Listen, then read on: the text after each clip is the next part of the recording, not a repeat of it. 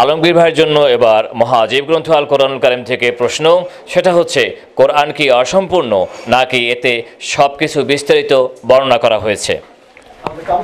কোরআন পরিপূর্ণ এবং কোরআনকে আল্লাহ তাআলা সবিস্তারে নাজিল করেছেন, এটা নিয়ে বহু আয়াত আছে।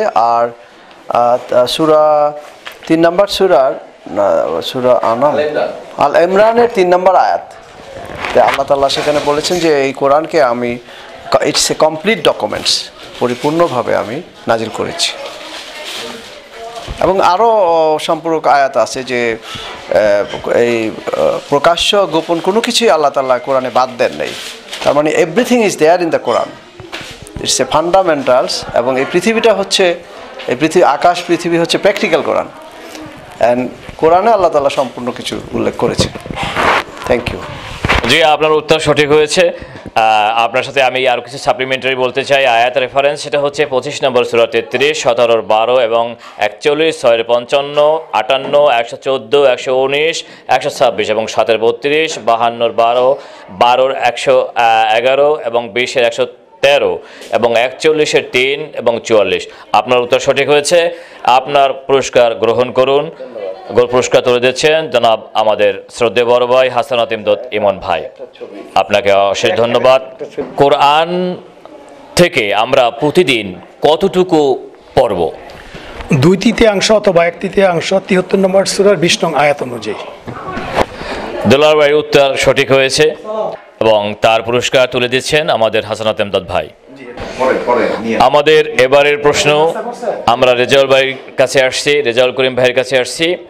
আমাদের এবারের প্রশ্ন মহাজিব গ্রন্থ আল কোরআনুল কারীম থেকে। প্রশ্ন হচ্ছে, যে কোরআন পড়তে পারবে না সে কি করবে? যে জানে তার কাছে যাবে। আমরা এই প্রশ্নের আংশিক উত্তর নিচ্ছি, কিন্তু পুরো উত্তর হচ্ছে সে গভীর মনোযোগ নিয়ে শুনবে ও নিশ্চুপ থাকবে এবং শেখার জন্য জেহাদ করতে হবে, যা 7 নম্বর সূরার 204 নম্বর আয়াতে মহান আল্লাহ রাব্বুল আলামিন ওয়াইজা কারাতাল কোরআন ফাস্তামিউল্লাহু ওয়ানসিতু লাআল্লাকুম তুরহামুন, যখন কোরআন পাঠ করা হবে তখন সে শুনবেন এবং চুপ থাকবেন। লাআল্লাকুম তুরহামুন, আশা করা যায় রহমত প্রাপ্ত হবে। রাব্বানা ওয়া আমরা পৌঁছে দেওয়ার এখানে ইব্রাহিম দোয়া করতে যে তার উম্মতের মধ্যে কিছু লোককে তৈরি করুন যারা কোরআন পাঠ করে শোনাবে এবং অপরকে পরিশুদ্ধ করবে। তো এই যে কোরআন শিক্ষার সিস্টেম হলো কেউ পাঠ করবে, কেউ শুনবে, পরিশুদ্ধ হবে, এটাই। এরপর আমরা যাচ্ছি আহমেদ পলাশ ভাইয়ের কাছে। আহমেদ পলাশ ভাইয়ের কাছে এবারে প্রশ্ন হচ্ছে, কোরআন বোঝা সহজ নাকি কঠিন? কোরআন বোঝা সহজ, সূরা কামারের 17 নম্বর আয়াত। Absolutely right. আপনাকে উপহার তুলে দিচ্ছেন আমাদের শ্রদ্ধেয় জনাব হাসানাত ইমদাদ ইমন ভাই। আপনার উপহার গ্রহণ করুন। আপনাকে ধন্যবাদ। আপনার কাছে আমাদের এবারের প্রশ্ন, কোরআন কি বুঝে বুঝে ও চিন্তা গবেষণা করে পড়তে হবে নাকি এমনি পড়লেই চলবে? না, কোরআন অবশ্যই বুঝে বুঝে চিন্তা করে পড়তে হবে। জি, আপনার উত্তর সঠিক হয়েছে। আমি রেফারেন্স আপনার উত্তর বলে দিচ্ছি। অবশ্যই অন্যথায় অন্তরসমূহ ও তালাবদ্ধ থেকে যাবে এবং কোরআন সম্বন্ধে গভীরভাবে চিন্তা ভাবনা করে না।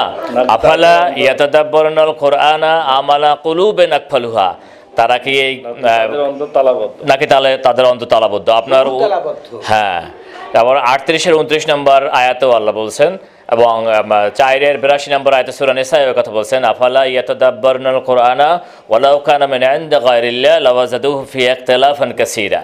সম্পূরক বেশ কয়েকটা আয়াত আছে যে এই কোরআন নিয়ে চিন্তা ভাবনা, তাদাব্বুর, তাকাফুর করতে হবে, গবেষণা করতে হবে, রিসার্চ করতে হবে, নতুবা এই কোরআন থেকে কিছু নেওয়া যাবে না।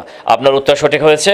আপনার প্রশ্নের পুরস্কার গ্রহণ করুন। প্রশ্নের বুঝিয়ে দিয়েছেন আমাদের শ্রদ্ধেয় হাসানাত ইমদাদ ইমন ভাই। আমাদের সর্বশেষ প্রতিযোগী আমাদের শ্রদ্ধেয় বড় ভাই মাহফুজ হাসান ভাই। মাহফুজ হাসান ভাইয়ের কাছে আমার প্রশ্ন এই মহাজিব গ্রন্থ আল কোরআনুল কারীম থেকে। আজকের প্রশ্ন হচ্ছে, কোন কিতাব থেকে উপদেশ, হেদায়েত এবং জীবনের দিক নির্দেশনা আমাদের নিতে হবে? একমাত্র আল কোরআন। আপনি কোরআনুল কারীম থেকে আপনার উত্তর সঠিক হয়েছে। এবং সূরা বাকারার 2 নম্বর আয়াতে বলছে আল্লাহ পাক দুয়ে জালিকাল কিতাবুল রাইবা ফি হুদাল লিল মুত্তাকিন, তোমরা তো মুত্তাকি হতে দাও, তোমাদের জন্য পথ নির্দেশ দেওয়া আছে এই কিতাবের মধ্যে, এবং এই কিতাবের অংশ, এবং এইখানে এই পথ নির্দেশ নিলে পারে মানুষ তাদের সঠিক দিক নির্দেশনা খুঁজে পাবে। যে আপনার উত্তর সঠিক হয়েছে। আরও রেফারেন্স আছে 38, 97 এবং 185 নম্বর আয়াত। মাহফুজ হাসান ভাইয়ের উত্তর সঠিক হয়েছে। মাহফুজ হাসান ভাইকে পুরস্কার তুলে দিচ্ছেন আমাদের রেজা ভাই। রেজা ভাই সামনে আসেন। ভাইকে আজকের কোরআন প্রশ্ন উত্তর পর্বের সঠিক উত্তর দেওয়ার জন্য মাহফুজ হাসান ভাইকে আমাদের উপহার তুলে দিচ্ছেন রেজাউল ভাই। এবং আমাদের এই অনুষ্ঠান